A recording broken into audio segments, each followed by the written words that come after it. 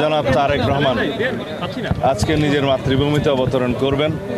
দীর্ঘ 17-18 বছর কষ্টকর নির্বাসিত জীবন শেষে আমরা অত্যন্ত আনন্দিত।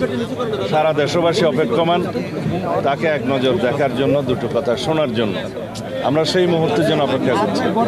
বাংলাদেশের ইতিহাসে, বিগত 55 বছরের ইতিহাসে যেই অবিস্মরণীয় ঘটনা আজকে ঘটতে যাচ্ছে, সারা দেশবাসী সেটা দেখবেন, আমরা দেখব, সারা বিশ্ববাসী দেখবেন। ইনশাআল্লাহ আমরা আশা করি এই মুহূর্তটিকে আমরা ঐতিহাসিক মুহূর্ত হিসেবে পালন করতে পারব ভবিষ্যতে।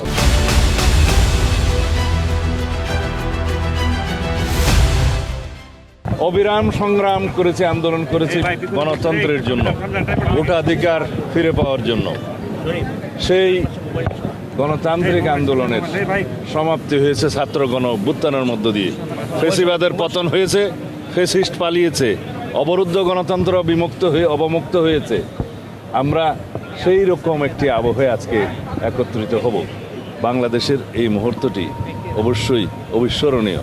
বিশ্বের যারা গণতান্ত্রিক বিশ্ব, যারা গণতন্ত্রের জন্য লড়াই সংগ্রাম করেছে, তাদের জন্য এটা একটি উপমা হবে। বাংলাদেশের সত্যিকারভাবে বৈষম্যহীন এবং একটি গণতান্ত্রিক শক্তিশালী রাষ্ট্র বিনির্মাণ, সুশাসনের রাষ্ট্র প্রতিষ্ঠা করার জন্য সকলের সহযোগিতা চাই।